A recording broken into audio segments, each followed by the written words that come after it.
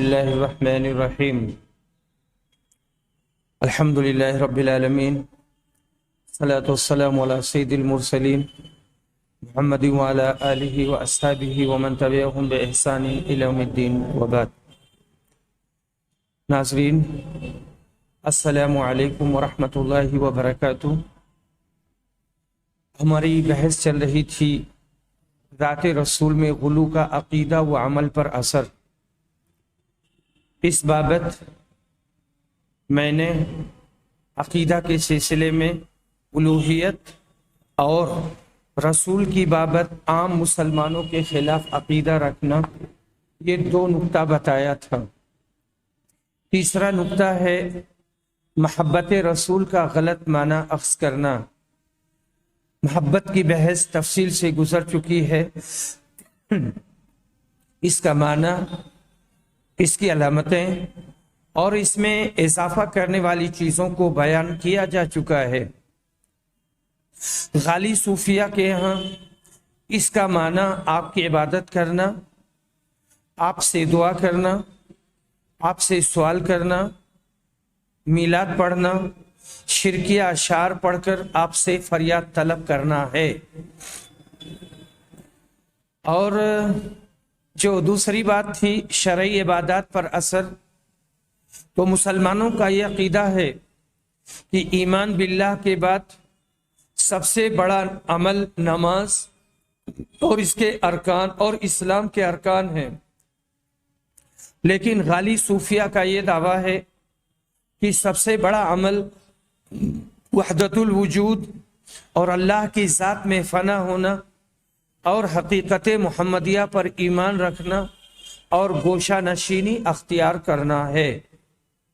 مسلمانوں کو رسول صلی اللہ علیہ وسلم سے جو سب سے بڑی دولت ملی ہے وہ آپ کی ہدایت اور سنت ہے۔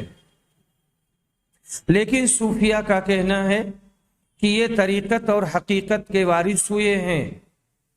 صوفیہ آپ کی سنت کی طرف توجہ نہیں کرتے، سنیوں کو اپنا دشمن تصور کرتے ہیں، کیونکہ یہ سنت کو پھیلاتے ہیں اور زندیقوں اور ملحدوں کے باطل افکار کی تردید کرتے ہیں۔ ذات رسول صلی اللہ علیہ وسلم میں غلو کی بابت اسلام کا حکم۔ قرآن اور حدیث میں سختی کے ساتھ غلو سے روکا گیا ہے۔ قرآن نے صاف طور پر آپ کے بارے میں کہا ہے کہ وہ بشر تھے۔ یہ صراحت اس لیے کی گئی تاکہ یہودیوں نے عزیر علیہ السلام اور نصرانیوں نے عیسیٰ علیہ السلام کے بارے میں جس طرح غلو کیا تھا اس طرح اس امت کے لوگ غلو نہ کریں۔ اللہ تعالیٰ نے اہل کتاب کو خصوصی طور پر اور نصرانیوں کو عمومی طور پر غلو سے منع کیا تھا اور اس کے خطرناک انجام سے ان کو ڈرایا تھا۔ سورہ مائدہ میں فرمایا ہے قُلْ يَا أَهْلَ الْكِتَابِ لَا تَغْلُوا فِي دِينِكُمْ غَيْرَ الْحَقِّ وَلَا تَتَّبِعُوا أَهْوَاءَ قَوْمٍ قَدْ ضَلُّوا مِنْ قَبْلُ وَأَضَلُّوا كَثِيرًا وَضَلُّوا عَنْ سَوَاءِ السَّبِيلِ۔ سورۃ المائدہ آیت نمبر 77۔ کہہ دو اے اہل کتاب، تم اپنے دین میں ناحق غلو اور زیادتی نہ کرو اور ان لوگوں کی نفسانی خواہشات کی پیروی نہ کرو جو پہلے سے بہک چکے ہیں اور بہتوں کو بہکا بھی چکے ہیں اور سیدھی راہ سے ہٹ گئے ہیں۔ اسی طرح فرمایا یا اہل الکتاب لا تغلوا فی دینکم ولا تقولوا علی اللہ الا الحق انما المسیح عیسی ابن مریم وکلمتہ القاها الی مریم وروح منہ۔ اے اہل کتاب، اپنے دین کے بارے میں غلو نہ کرو اور نہ اللہ پر بجز حق کے اور کچھ نہ کہو۔ مسیح عیسیٰ ابن مریم تو صرف اللہ تعالیٰ کے رسول اور اس کے حکم ہے جسے مریم کی طرف ڈال دیا تھا، القا کر دیا تھا، اور اس کے روح ہیں۔ इन आयत में उम्मत मुहम्मदिया को इस बात की तंबीह की गई है कि ये भी यहूद व नसारा के मानिंद गलती ना करें और अपने नबी के बारे में गुलू ना करें और उनको न तो सिफात इलाही से मुत्तसिफ करें और न ही उनको अपने उस मकाम से ऊंचा उठाएं जिस पर अल्लाह ने उनको रखा है, और न ही आपको अपने मकाम से नीचे उतारें। अगर यह उम्मत ऐसा करेगी तो गुमराह हो जाएगी। इसी वजह से रसूल अकरम ने दीन में उमूमी तौर पर और अपने बारे में खुसूसी तौर पर गुलू से रोका है। हजरत अब्दुल्ला बिन अब्बास से आपने कहा था कि तुम मेरे लिए कंकरियां चुनकर लाओ। अब्दुल्ला चुनकर लाए। ये मटर के मानिंद छोटी छोटी थीं। आपने उनको अपनी हथेली पर रखकर झाड़ा, फूंका और कहा इसी तरह की कंकरियों से रमी करो। फिर फरमाया लोगों, दीन में गुलू ना करो, तुमसे पहले के लोगों को गुलू ने हलाक कर दिया था। शेखुल इस्लाम इब्न तैमिया रहमहुल्लाह कहते हैं इय्याकुमुल गुलू फिद्दीन आम है, अकीदा और अमल सबको शामिल है। अकीदा और अमल में नसारा सबसे ज्यादा गुलू करने वाले हैं। कुरान में इनको अल्लाह ने गुलू से मना किया है। कहा है ऐ अहले किताब, तुम अपने दीन में गुलू ना करो। इक्तिज़ाउ सिरातिल मुस्तकीम इब्न तैमिया सफ़ा नंबर 289-290। हजरत उमर रज़ियल्लाहु अन्हु से मरवी है कि आपने कहा था कि तुम मेरे बारे में ऐसे इतरा और गुलू न करना जैसे नसारा ने इब्ने मरियम के सिलसिले में किया था। मैं अल्लाह का बंदा हूं, इसलिए तुम मेरे बारे में कहो अल्लाह के बंदे और उसके रसूल। इस साफ शफाफ हदीस के बावजूद गुलू करने वाले इस हदीस से गलत माना करते हैं। वो ये कहते हैं कि हमें इस बात से मना किया गया है कि जिस तरह नसारा ने इब्ने मरियम को उलूहियत और रुबूबियत की सिफत से मुत्तसिफ कर दिया था, उस तरह मोहम्मद सल्लल्लाहु अलैहि वसल्लम को मुत्तसिफ न किया जाए। इसके अलावा उनकी तारीफ और तौसीफ चाहे जैसे की जाए दुरुस्त है। अल जौहरुल मुनव्वम फी ज़ियारतिल क़ब्र नबवी अल मुकर्रम इब्न हजर अल हैतमी सफ़ा नंबर 61। उनका ये ख्याल है कि इससे रसूल की ताज़ीम होगी, हालांकि सोचने का ये अंदाज गलत है। ताज़ीम रसूल उन्हीं उमूर से होगी जिनको आपने मशरू करार दिया है। आपने साफ तौर पर कहा था अल्लाह ने मुझे जिस मकाम पर रखा है मुझे उससे ऊपर न उठाओ।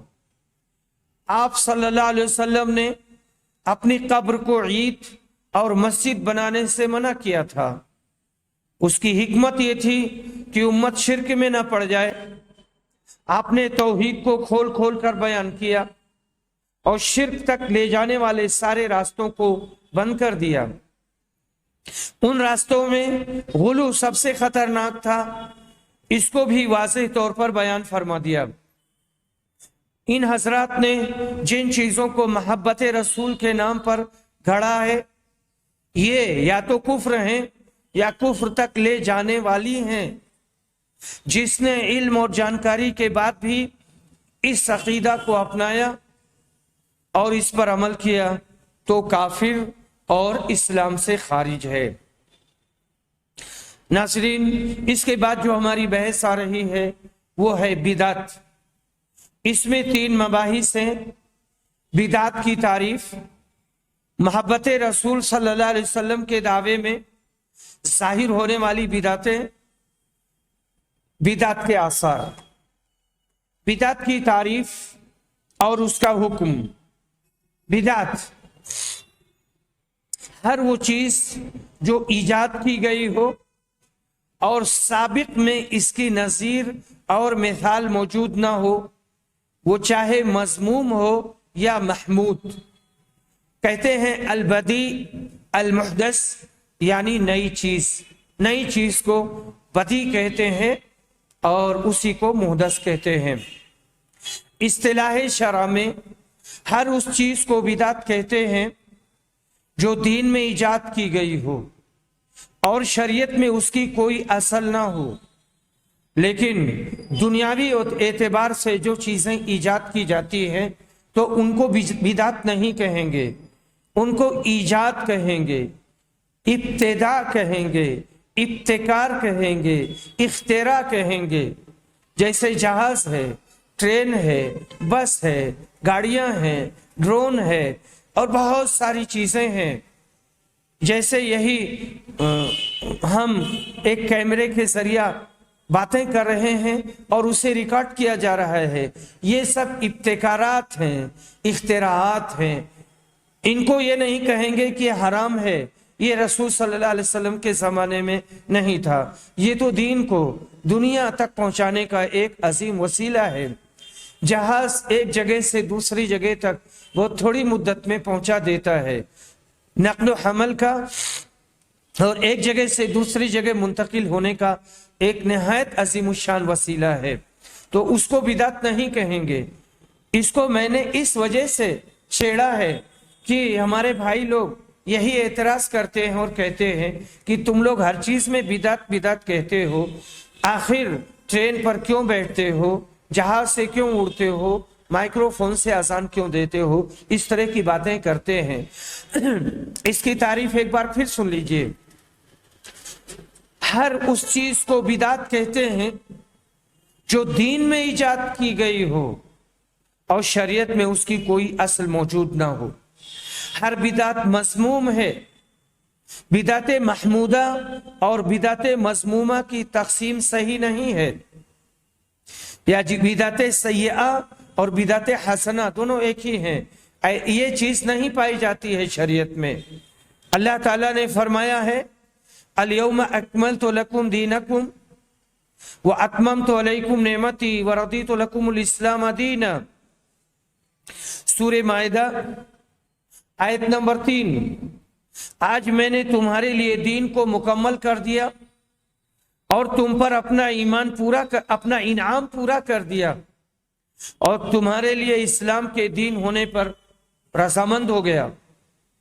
آیت اس بات پر دلالت کرتی ہے کہ شریعت مکمل ہو چکی ہے، اس میں کمی یا زیادتی نہیں کی جا سکتی.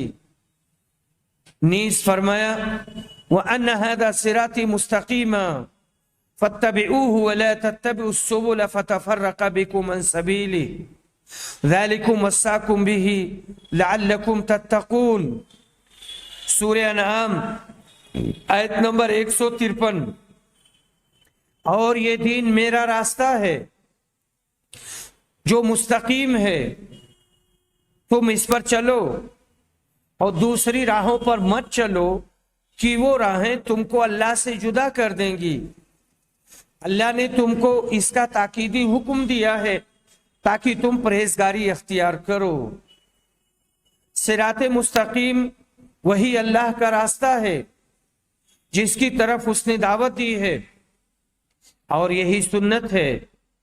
اور سبل سے مقصود صراط مستقیم سے معارضہ اور اختلاف کرنے والے لوگ ہیں، یعنی اہل بدعت اور اہل الاہواء، ہوا پرست، خواہشات پرست، منمانی کرنے والے اور شریعت کی مخالفت کرنے والے. حضرت عبداللہ بن مسعود روایت کرتے ہیں کہ نبی اکرم نے اپنے ہاتھ سے ایک لکیر کھینچی، پھر فرمایا یہ اللہ کا سیدھا راستہ ہے. پھر اس کے دائیں بائیں لکیریں کھینچیں اور کہا یہ راستے ہیں، ان میں سے ہر ایک پر شیطان بیٹھا ہے جو ان پر چلنے کی دعوت دیتے ہیں. پھر یہ آیت تلاوت فرمائی وَأَنَّ هَذَا صِرَاطِي مُسْتَقِيمًا فَاتَّبِعُوهُ وَلَا تَتَّبِعُوا السُّبُلَ. بدعت کی مذمت میں بہت سی حدیثیں وارد ہوئی ہیں. ذیل میں ہم چند حدیثیں پیش کر رہے ہیں. حضرت ارباد بن بصاریہ بیان کرتے ہیں کہ ایک دن نبی اکرم نے فجر کی نماز پڑھائی اور ایک بلیغ خطبہ دیا. اس کو سن کر آنکھیں اشکبار ہو گئیں اور دل خوف زدہ ہو گئے. ایک صاحب نے کہا اے اللہ کے رسول، یوں لگتا ہے کہ جیسے یہ وعدہ کرنے والے کی نصیحت ہو، یعنی رخصت کرنے والے کی، اس لیے آپ ہمیں نصیحت فرمائیں. آپ نے کہا میں تم کو اللہ کے تقوی اور سمع و طاعت کی وصیت کرتا ہوں. اگر تمہارا حاکم حبشی غلام ہو تب بھی اطاعت سے دستکش نہ ہونا، یعنی اطاعت سے ہاتھ نہ کھینچنا. تم میں سے جو آدمی میرے بعد زندہ رہے گا وہ بڑا اختلاف دیکھے گا. تم میری سنت اور ہدایت یافتہ خلفائے راشدین کی سنت کو لازم پکڑو، اس کو مضبوطی سے تھام لو، اور دیکھو بدعتوں سے بچنا، پرہیز کرنا، کیونکہ ہر نئی چیز بدعت ہے. ہر نئی چیز کا مطلب ہے دین میں ہر نئی چیز بدعت ہے، اور ہر بدعت کا انجام دلالت اور گمراہی ہے. اس نقطے کو بہت زیادہ سمجھ کے چلیے ناظرین، اس لیے کہ یہ جو ہمارے بھائی لوگ ہیں اس یہاں آ کر کے ٹانگ اڑاتے ہیں، اختلاف کرتے ہیں، اور نئی چیز پر اسی دنیاوی ایجادات کو پیش کر دیتے ہیں اور سامنے والے کو خوب پریشان کرتے ہیں. تو یہاں جو بدعت ہے وہ دین میں نئی چیز ہے، باقی دنیاوی اعتبار سے ہر اس چیز کو ایجاد کرنے کا شریعت نے حکم دیا ہے، قرآن نے حکم دیا ہے جو انسانیت کے لیے مفید ہو. لیکن اگر انسانیت کے لیے نقصان دہ ہے تو پھر وہ مطلوب نہیں ہے، محمود نہیں ہے، مذموم ہے.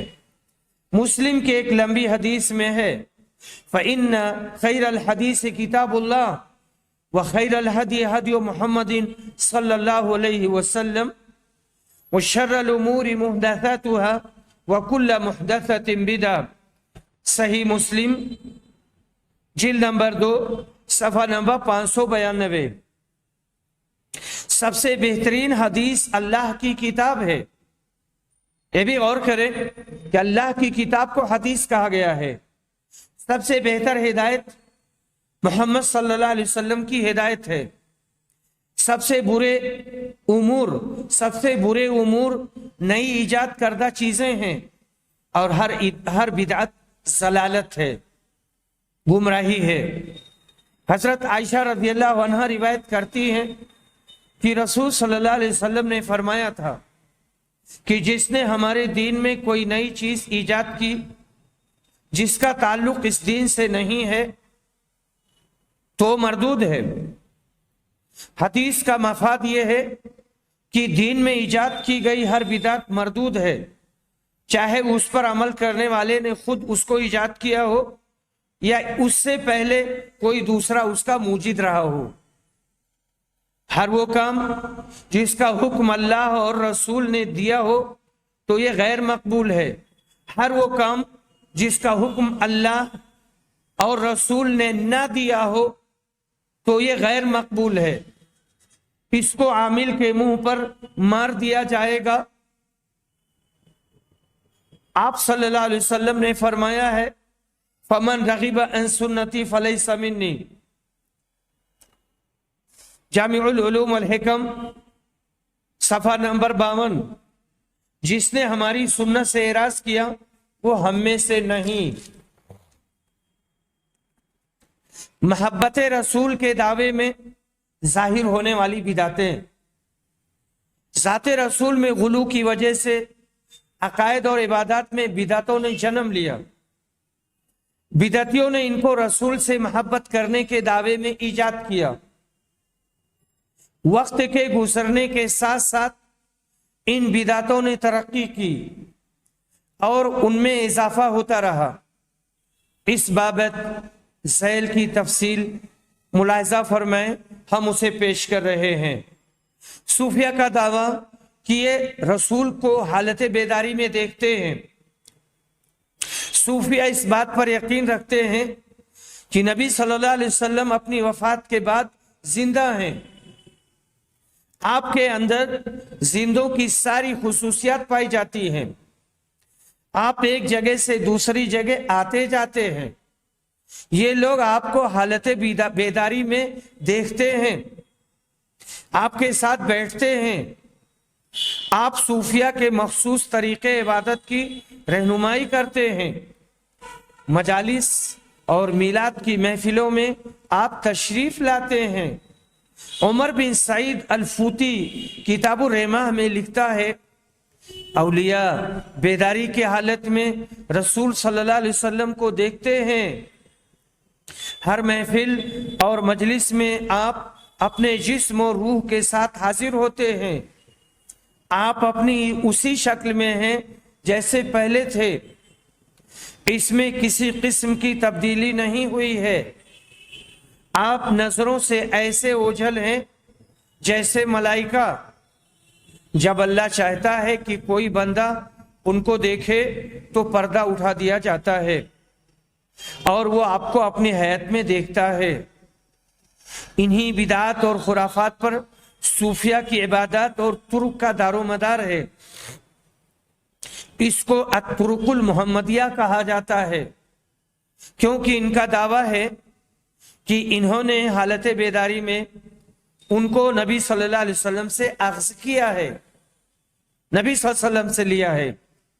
ان لوگوں نے حالت بیداری میں نبی صلی اللہ علیہ وسلم کے دیکھنے کے سلسلے میں من رآنی فی المنام فسیرانی فی الیقظہ سے استدلال کیا ہے۔ حدیث کا مفہوم یہ ہے کہ جس نے ہم کو خواب میں دیکھا تو وہ ہم کو بیداری میں بھی دیکھے گا، کیونکہ شیطان ہماری شکل اختیار نہیں کر سکتا۔ بخاری جلد نمبر 9 صفحہ نمبر 42۔ لیکن ان کا استدلال باطل ہے، غلط ہے۔ علامہ سیوطی لکھتے ہیں کہ یہ حدیث اس مفہوم پر دلالت نہیں کرتی ہے جسے انہوں نے اخذ کیا ہے۔ حدیث میں کئی معنی کا احتمال ہے، اس کی تفصیل یوں ہے۔ نمبر 1، جو آپ کی زندگی میں ایمان لایا پر آپ کو نہیں دیکھا اور نہ دیکھنے کا سبب یہ بنا کہ وہ دور تھا، تو یہ حدیث اس بات کی بشارت دیتی ہے کہ آپ کی زندگی میں جو مومن تھا اور آپ کو نہیں دیکھا ہے، وہ آپ کو حالت بیداری میں آپ کی وفات سے قبل دیکھے گا اور وہ آ کر آپ سے ملے گا۔ نمبر 2، وہ اس خواب کی تعبیر اس کی صحت و صداقت کو حالت بیداری میں دیکھے گا۔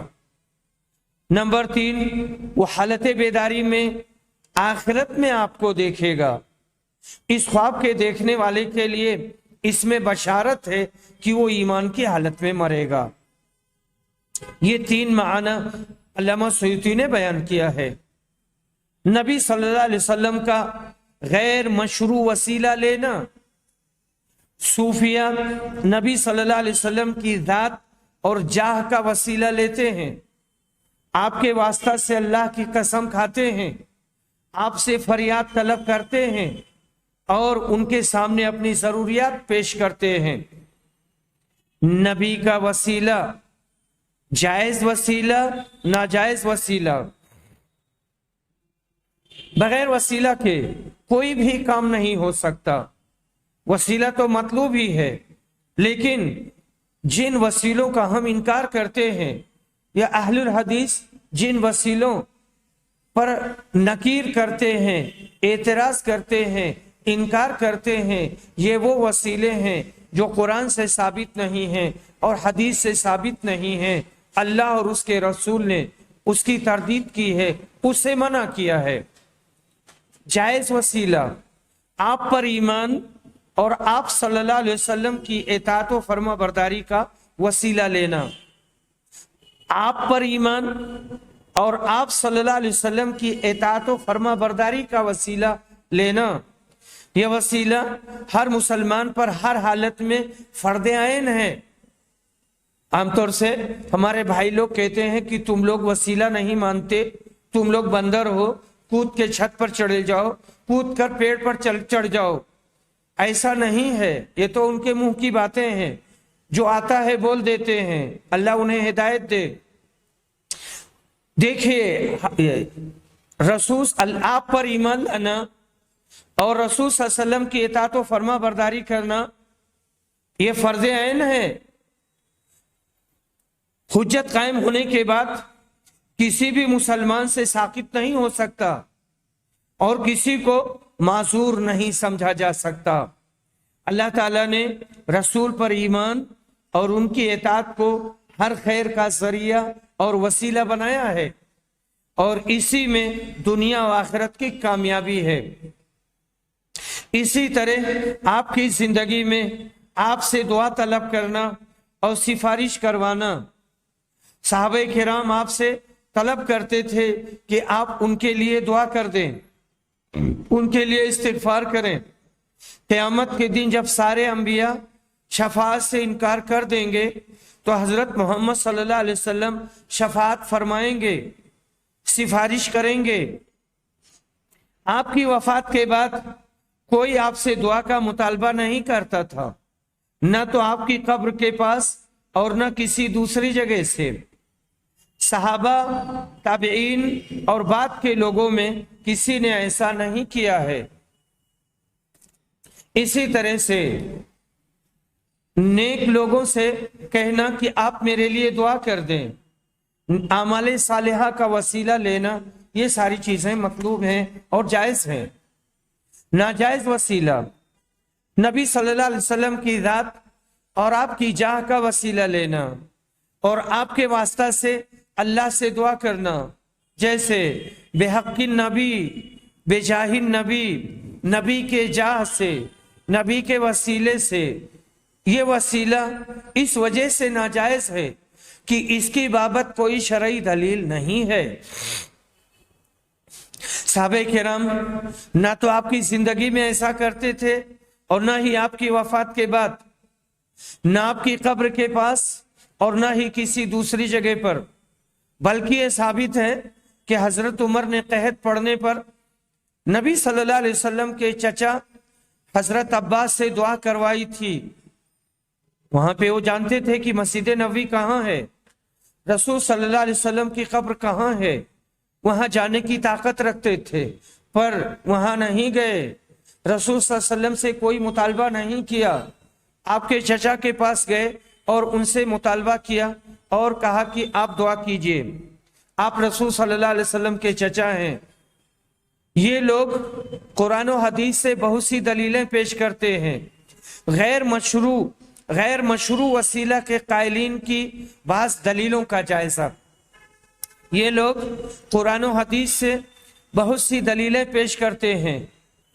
उनमें से बात ये हैं, या अय्युहल्लज़ीना आमनुत्तकुल्लाह वब्तगू इलैहिल वसीला, सूरतुल माइदा आयत नंबर 35। ऐ ईमान वालो, तुम अल्लाह से डरते रहो और उसका कुर्ब तलाशो। इसी तरह सूरतुल इसरा की आयत पेश करते हैं, उलाइकल्लज़ीना यदूना यब्तगूना इला रब्बिहिमुल वसीला अय्युहुम अक़रब व यरजूना रहमतह व यख़ाफूना अज़ाबह। सूरह इसरा आयत नंबर 57। जिन्हें ये लोग पुकारते हैं वो खुद अपने रब से तकर्रुब की जुस्तजू में रहते हैं कि इनमें से कौन ज्यादा नेक हो जाए। वो खुद उसकी रहमत की उम्मीद रखते और उसके अज़ाब से खौफज़दा रहते हैं। इनका ये कहना है कि दोनों आयतों में वसीला आम है। ये अंबिया और सालिहीन की ज़ाते फासिला को जिंदगी में और मरने के बाद नीस आमाले सालेहा दोनों को शामिल है। लेकिन इनका इस्तिदलाल गलत है। आयत इसके खिलाफ दलालत करती है। इस आयत की तफसीर हजरत अब्दुल्ला बिन मसूद से मरवी है। उनका कहना है कि यह आयत अरब के कुछ ऐसे लोगों के बारे में नाजिल हुई है जो जिन्नात की इबादत करते थे। जिन्नात मुसलमान हो गए, लेकिन जिन्नात के पुजारी अपने दीन पर जमे रहे और उनकी इबादत करते रहे। صحیح البخاری جلد نمبر 6 صفحہ نمبر 107۔ اس کا مطلب یہ ہے کہ جنوں کے پجاری تو جنوں سے پناہ طلب کرتے اور امیدیں وابستہ کرتے ہیں، لیکن مسلمان ہونے کے بعد ان جنوں کا یہ حال ہو گیا کہ وہ اللہ کا قرب حاصل کرنے میں لگے رہتے ہیں، اس کے عذاب سے ڈرتے ہیں اور اس کی رحمت کی امیدوار ہیں۔ وسیلہ سے مراد اعمال صالحہ ہیں جن کے ذریعہ اللہ کی رضامندی اور اس کا قرب حاصل ہوتا ہے۔ اسی لیے حضرت ابن عباس، مجاہد، حسن بصری، سدی اور ائمہ تفسیر نے وسیلہ کے معنی قربت بیان کیے ہیں، یعنی اللہ کی اطاعت اور اس کے پسندیدہ عملوں کے ذریعہ اس کا قرب حاصل کرنا۔ احسن البیان تفسیر حافظ صلاح الدین یوسف صفحہ نمبر 988 989۔ وابتغوا الیہ الوسیلہ کی بابت مشہور مفسر قرآن علامہ شنقیطی تحریر کرتے ہیں، جان لو کہ جمہور علماء کا موقف یہ ہے کہ اس آیت میں الوسیلہ سے مراد اللہ کے احکام کی پیروی اور ممنوعات و محظورات سے اجتناب کر کے اس کا تقرب حاصل کرنا ہے، اور ضروری ہے کہ یہ اعمال اخلاص کے ساتھ سنت کے مطابق ادا کیے جائیں، سنت کے مطابق ادا کیے جائیں، کیونکہ یہی چیز اللہ کی رضامندی تک پہنچائے گی اور اسی سے دنیا اور آخرت کی کامیابی نصیب ہوگی۔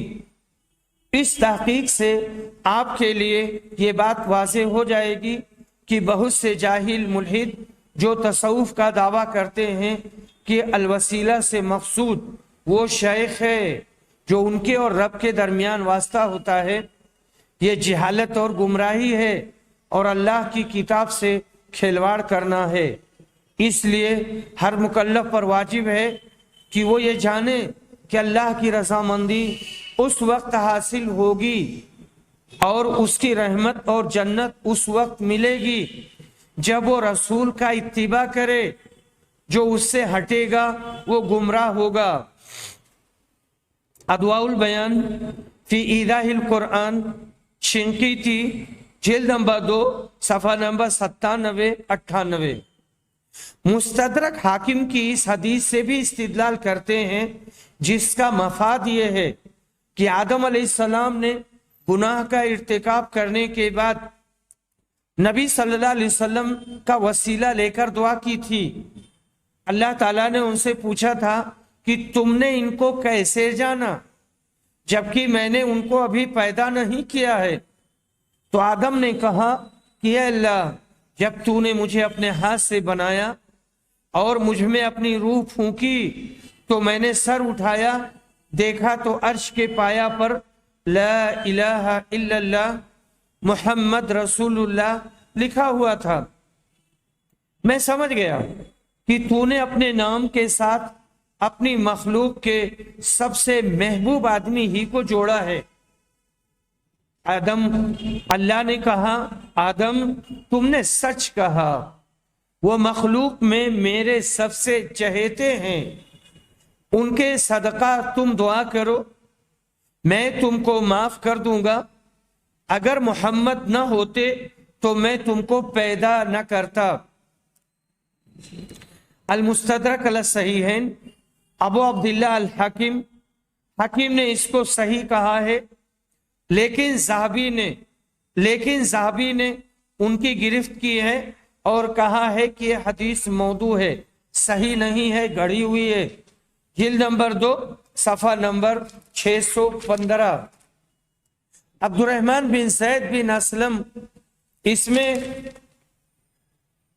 اس حدیث کی سند میں عبد الرحمن بن زید بن اسلم ہے جو متہم بالوضع ہے۔ علامہ ابن تیمیہ، ذہبی، ابن عبد الہادی اور ابن حجر کا کہنا ہے کہ حدیث باطل ہے۔ وآخر دعوانا الحمد للہ رب العالمین۔